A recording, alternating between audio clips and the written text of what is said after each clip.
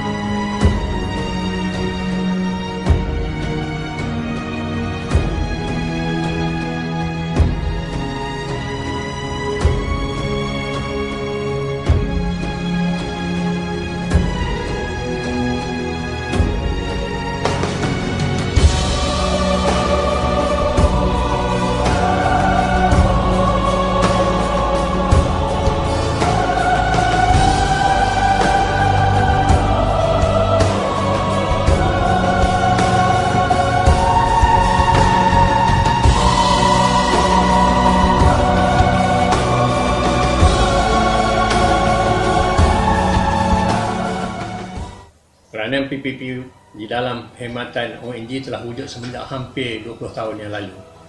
Ianya bermula di Johor Bahru, kemudian berkembang ke Hospital Kuala Lumpur, Hospital Raja Permansuri Bainun dan beberapa hospital bakar di seluruh negara.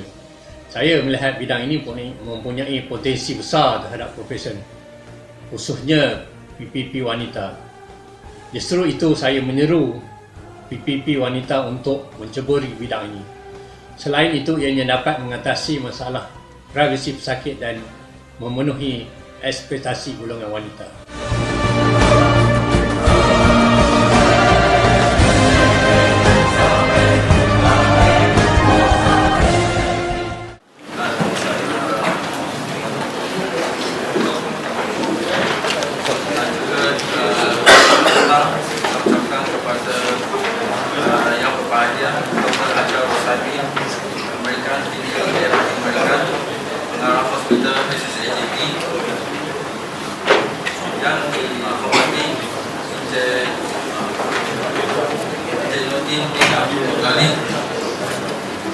Wakil Bupati PPP TJJ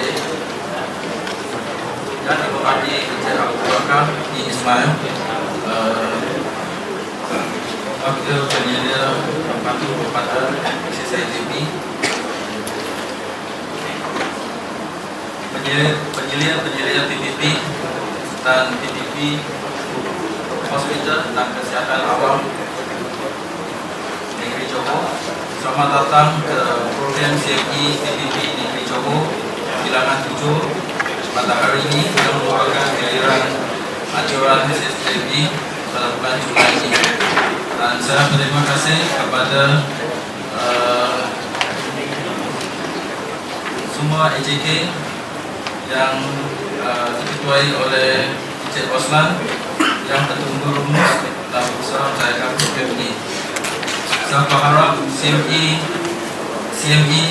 ini boleh semua PPP boleh memperolehi pengetahuan ilmu dari penceramah yang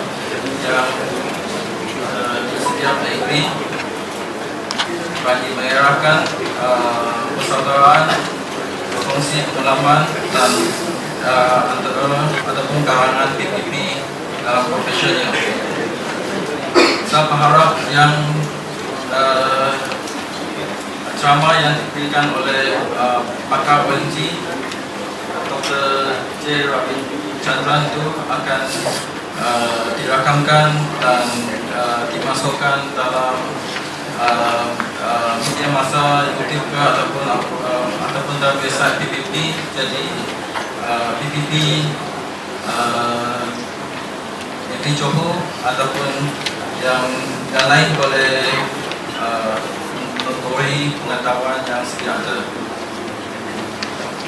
Saya berharap yang sini PPP ini memberi manfaat kepada semua PPP yang sedia ada.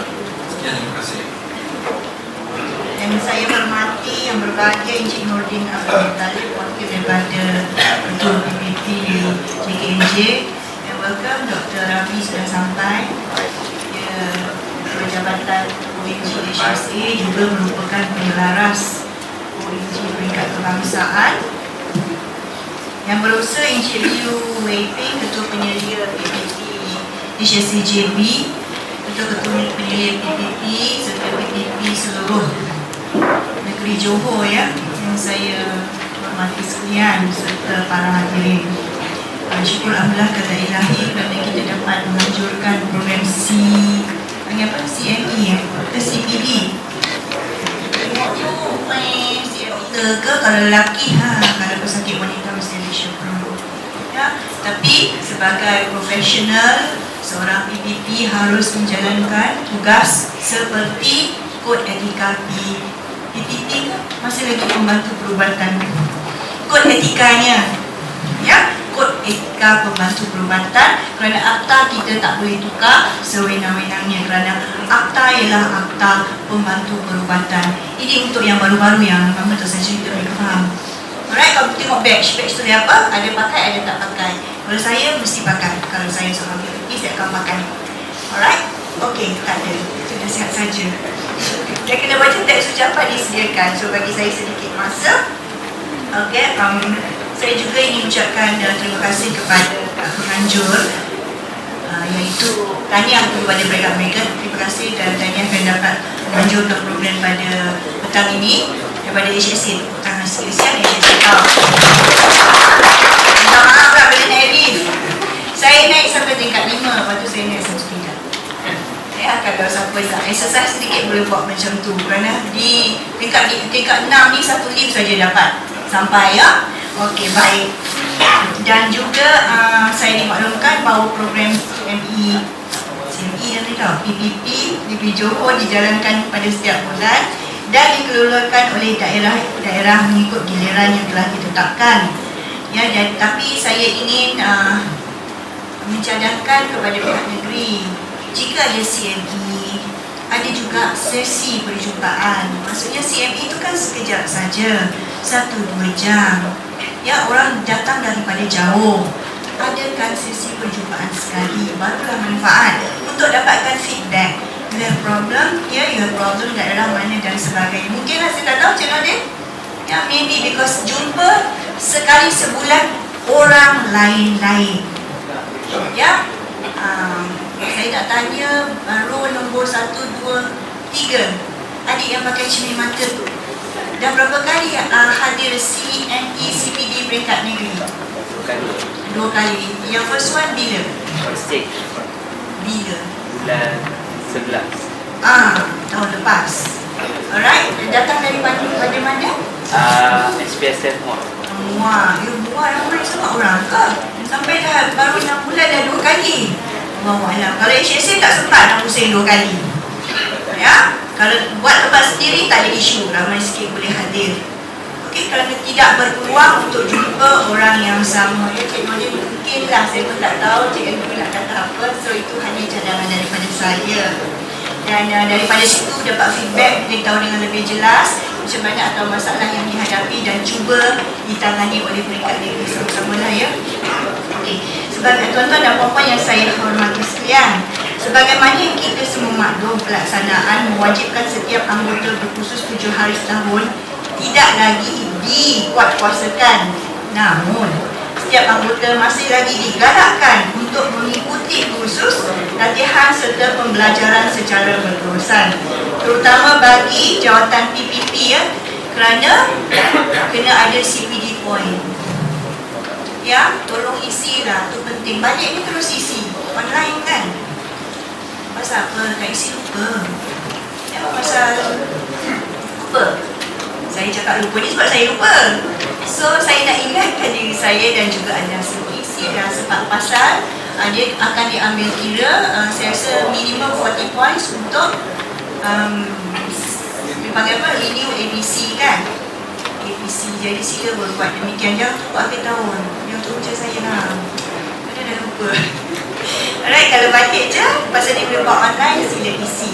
Dan itu akan tidak mengakibatkan anda memikir-fikir saya dah cukup 40 points ke tidak. Kalau kita isi online aja, dia akan, kalau nak nampak terus dia akan keluar berapa points. Okey, maka program-program seperti ini dapat membantu PPP sekali lagi untuk mengumpul CPD points dan dari menimba ilmu secara berterusan.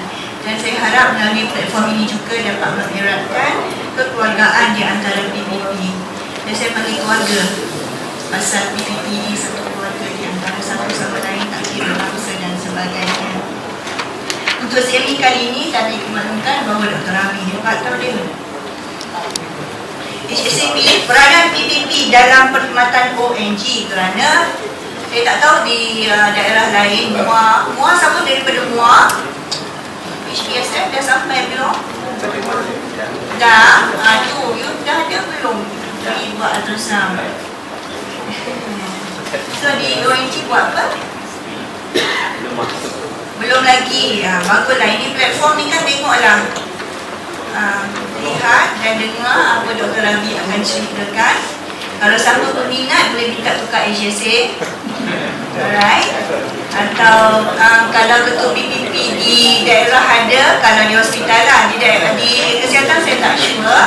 Pasal saya pasti di kesihatan ultrasound ni kita dibuat ultrasound untuk ONG lah ya. Dan boleh kalau nak datang belajar, tapi bagi kita kalau datang attachment mesti balik buat. Tak nak attachment saja-saja, no meaning. Okay, so mungkin HPSF MUA negeri fikirkan boleh ke tak boleh, cukup ke tak, dan nombor satu tu cukup atau tidak, pilihan dia. Itu saya tak tahu tentang negeri lah. Nah, HSA kerana kita dah lama sebenarnya. Selamat datang Tuan Haji. Selamat datang Encik Andrew. Kita akan masuk. Encik Andrew dah sampai ya. Maaf lah saya mula awal, saya ada meeting Encik Andrew. Silakan. Sila Encik Andrew. Dari wakil tadi tu. Siapa tak kenal Encik Andrew? Tak kenal, saya dari sini saya keluar dia. Alright. Okey, baik. Pada apapun, ingat ya, PPP merupakan profession yang ada di Malaysia. Saya tak pasti negara lain ada atau tidak. Ya, jadi berbanggalah dengan PPP di Malaysia. Dan tanya Cik Andrew, kerana ya, Kementerian Kesihatan telah bersetuju, telah mengiktiraf ya 10 hari bulan Mac sebagai Hari Pembantu Perubatan. Okey ya. Jangan anggap 10 hari bulan Mac itu tak. Iktiraf sebagai hari boleh kita pada 10 Mac itu hari mengiktiraf di seluruh Malaysia, tapi dipanggil Pembantu Perubatan mengikut akta dia ya. Jadi kita lihatlah macam mana Cik Andrew nak buatnya lepas ini. Masa setiap tahun, dah banyak tahun kita memang meraihkannya tanpa KKM kata diiktiraf. Sekarang diiktiraf memang bagus. Okey, penceramah Dr. Ravi, kita sama-sama dengar selepas ini. Tadi kita dengar sedikit bahasa Malaysia dia, okey. Di history AMO, kalau MA mesti lelaki, betul tak? Kalau nurse mesti wanita. Tapi sekarang ada male nurse, ada female AMO. So masa sedang berubah. So bila masa berubah, kita pun mesti berubah dengan masa. So peranan kita pun mesti berubah. Dan dari zaman dulu hingga sekarang, nama pun berlainan. Dia daripada health assistant, dulu MA, dulu HA. Siapa bos di klinik? HA. Bukan pakar, HA yang jaga dia. Dan lepas tu nama berubah menjadi MA. Sekarang jadi AM, Assistant Medical Officer. Saya rasa gelaran AMO memang satu gelaran yang tepat. Kerana memang you yang betul-betul menolong MO. Okay. Dan kalau you tengok dari segi sejarah di Malaysia, the first Malaysian to become a doctor ataupun yang berfungsi sebagai seorang doktor di Malaysia is actually a medical assistant who was given a license by the UK General Medical Council untuk berfungsi sebagai seorang doktor di Malaysia. It was not a medical graduate, it was a medical assistant. Okay. So you mesti rasa bangga, right? And of course, we also have this mistakes. Okay, some people say, oh, ini action, junior doctor. And of course, we always mistaken MA for misi lelaki. Betul tak? So now I think they will look at the female AMO and say this will be what? MA perempuan lah, jadi misi lelaki at this one. Huh? So the next thing we have to look at is, apakah fungsi yang AMO pernah melakukan dan sedang melakukan? Okay. Dulu, bila tak cukup doktor, kalau you pergi ke mana-mana hospital daerah, siapa yang mengendalikan OPD dan A&E? MA. Ada doktor. Satu distrik hospital mungkin 2 doktor. Dua-dua duduk di rumah. Siapa yang jaga A&E? MA. Siapa yang run OPD? MA. Okay. Kalau you tengok di Sabah Sarawak, siapa yang uruskan anestesia? MA. AMO are the ones until very recently provide care. Even in the district hospital, as recently as 10 years ago, if you go to hospital Lahad Dato' or hospital what do you call this? Even Tawau for that matter, the gas was given by AMO. It was not given by anesthetists. Of course, we also know that they also function as psychiatrists. Right? They also function as orthopedic surgeons. When I was a houseman here, the first person who taught me how to do K-wiring was AMO. His name is Charlie. Siapa kenal Charlie? Siapa tak kenal Charlie? Charlie is the one who taught me how to do K-wiring. Of course, he taught me other things also that I cannot mention. Then emergency physician. Of course, you pergi A&E siapa yang you ke? You only will see the AMO. Ni sekarang you ada pakar A&E, then you got MO berbelas-belas lagi A&E. It was fully run by AMOs. Forensic pathologist. Sekarang ada forensic pathologist. Dulu siapa ada satu pathologist? Siapa yang buat otopsi ataupun postmortem? It is the AMO yang buat. This is kisah benar. It is done by the medical assistant, not by doctors. Ini sekarang kita ada doctors and forensic pathologist. 20 tahun dulu forensic pathologist ni tak wujud. Langsung tak ada. So siapa yang buat postmortem? It is the AM. Hospital directors pun ada. Isn't it? There are 2 or 3 of you who have functioned as hospital directors. College directors pun ada. Our KSKB in Kempas was at one time being run by AMO. And of course, the traditional tugas yang disenaraikan by AMO is what? Pakar sunat. Anytime there's a campaign bersunat, the fellows who will be doing it will be nama ni will be one doctor, but semua yang dilakukan oleh. So maksudnya, this is a typical case of lembu punya susu, sapi punya nama. Betul. It was true. A lot of things were thought to be done by doctors, but actually done by all of you.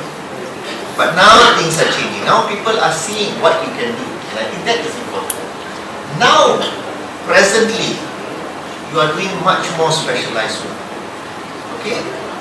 This specialized work now is perfusionist. Kalau tak ada perfusionist, kita punya cardiothoracic OD kena tutup. You can have pakar, you can have pesakit, you can have pakar bius. Tapi kalau you tak ada perfusionist, you cannot do anything. And all the perfusionists even in HSA JB adalah daripada who? All are AMOs. Okay? And these AMOs are even called by private hospitals sometimes to help because you are so specialized. Okay? Echocardiography. If you take HSA JB, siapa yang pakai echo jantung? Bukan cardiologist. It is you all. It is you all who doing the echo for the heart. You yang mengatakan injak ini rosak. You yang mengatakan dinding jantung ini lemah. It is you. Kita hanya daripada apa yang you bagi tahu, kita buat apa yang sepatutnya. Maksudnya kalau you all salah buat you punya kerja, dan apa yang kita nasihat kepada si pesakit pun akan salah.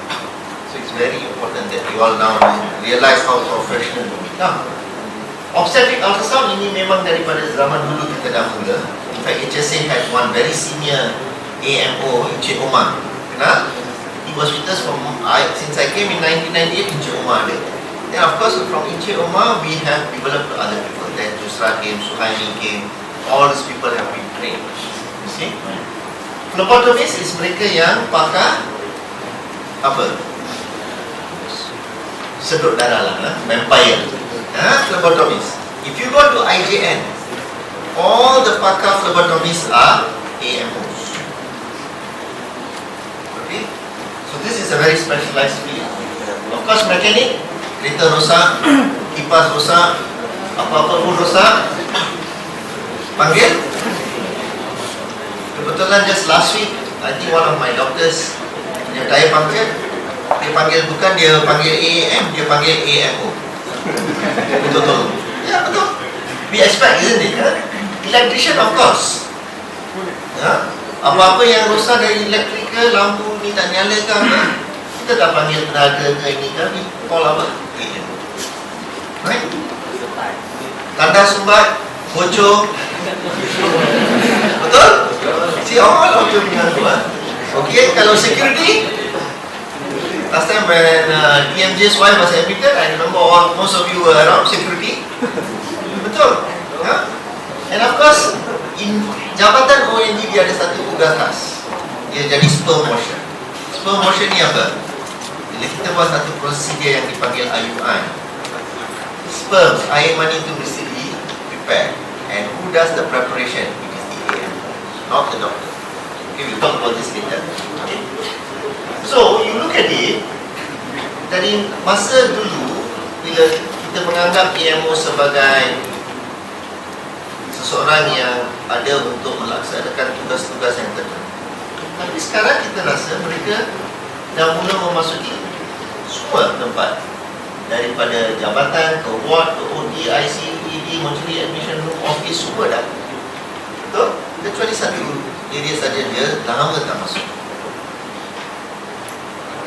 Nanti ada tanya pilih. So di ONG sahaja, apakah tugas yang AMO boleh melakukan?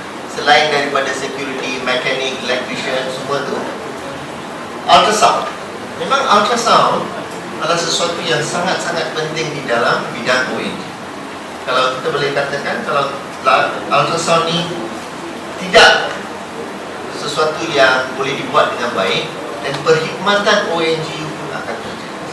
Kerana daripada jantung anak, kepada saiz baby, kepada janinnya, kepada kedudukan plasenta, kepada berapa banyak air yang ada, berapa baby yang ada, bila kita nak bagi baby ni bersalin, macam mana kedudukan uri, adakah betul ke tak, baby ni ada satu mata ke, dua ke, tiga ke, semua kita boleh kesan melalui ultrasound.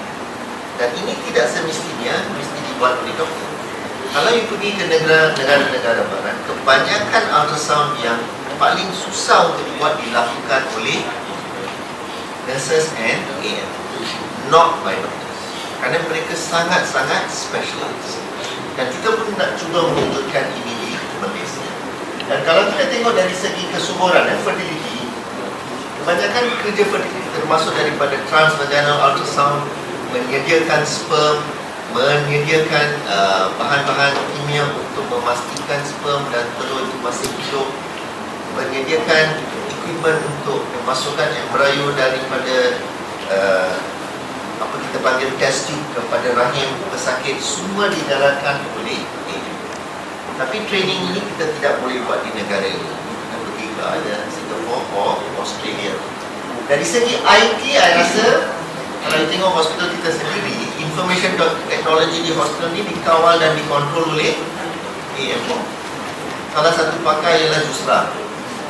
So Jusra, anything wrong, call dia datang, boleh adjust. Betul tak? So you see, you are doing the work. Equipment, mana-mana equipment di hospital, kalau rosak, cari you. Kalau tak dapat, cari you. Kalau tak hilang, janganlah cari you. Susah nanti kan? Then administrative duties. Kebanyakan tugas-tugas pentadbiran di hospital yang memerlukan tenaga ini yang lebih dilakukan oleh AMOs.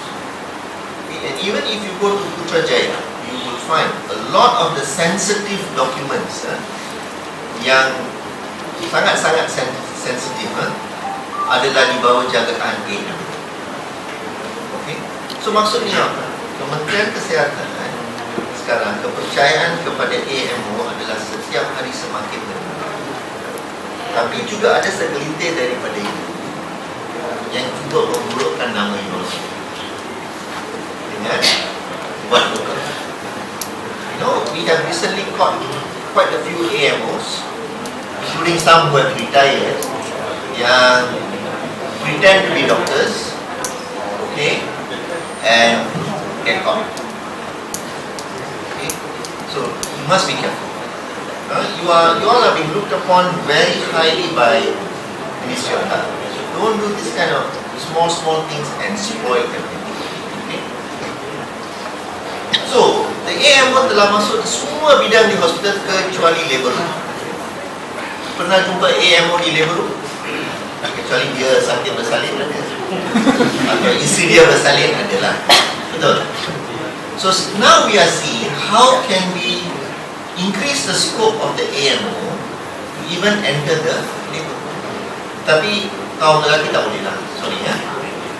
This is a privilege that we want to give to our AMOs who are females. Kerana when we were looking at maternal death, maternal CMD committee is a confidential inquiry into maternal death. Ini adalah satu audit yang dilakukan oleh Kementerian Kesihatan yang akan mengaji dengan teliti mengapa seseorang ibu meninggal semasa dia hamil. Okay? Dan bila kita meneliti, ada banyak kes yang mungkin boleh dapat diselamatkan, tapi malangnya ibu meninggal kerana ada satu kes ni, kisah benar. Okay? Ini berlaku di salah satu distrik di negeri utara. Ibu mengandung 32 minggu. Dia pergi ke klinik di dekat dengan kampung dia lah katakan. Klinik ini dijaga oleh ibu. So dia pergi ke klinik dekat pukul 8 malam. So AMO check blood pressure 150/100. Tinggi ke rendah? Dan patient mengadu dia sakit ulu hati. Okay? So kalau sakit ulu hati, apa diagnosis? Gastrik. Then patient tu mengandung 32. Gastrik, blood pressure 159. Patient juga mengadu dia rasa loya nak muntah. So you rasa apa ubat yang sepatutnya diambil? Okay? So AMO itu fikir seperti apa kebanyakan you fikir. Dia kata pesakit ni mengandung, dia ada sakit gastrik sebab tu tekanan darah dia tinggi. So dia bagi dia MFT dengan celusin.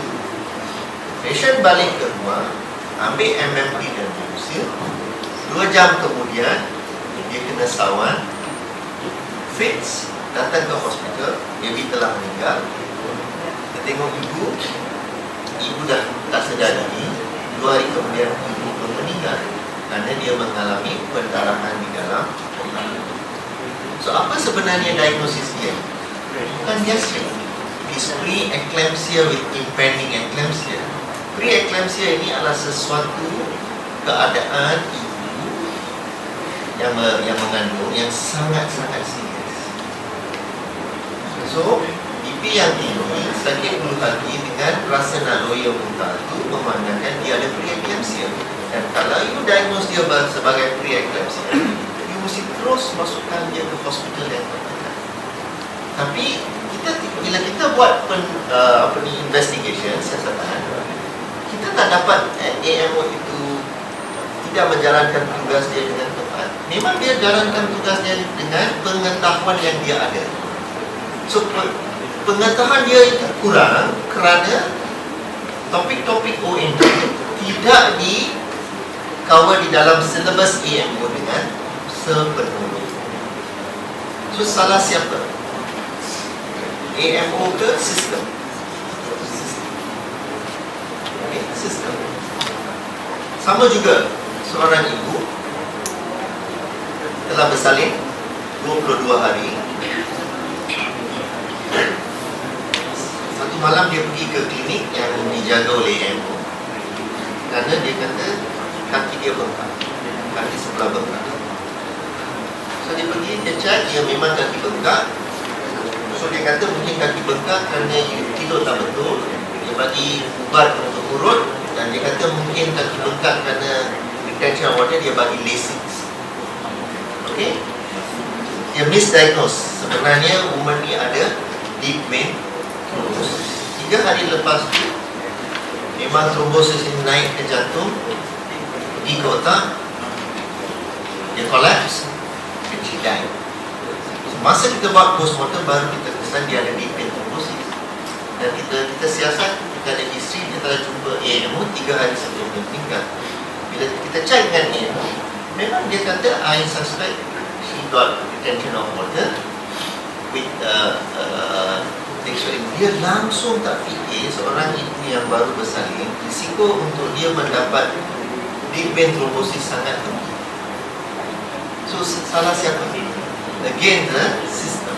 So maksudnya kita ada seorang pegawai yang telah dilatih, kita ada seorang pesakit yang perlu bantuan, kita ada satu fasiliti kementerian yang berfungsi, tetapi rawatan yang sebenarnya dia tidak dapat. Mengapa? There is something wrong with the system. And the system is because we don't realize that AMOs can also be trained to look after human. Betul tak? You must be trained. So it is not your fault. It is our fault. So we want to try to see how we can solve this problem. So that is why in forming our program, I looked at the curriculum of ONG in your syllabus. You will find this is all in Thai. Okay? And you see berapa jam? Kuliah 14, tutorial 3, amali kosong, jumlah 17. Cukup kan?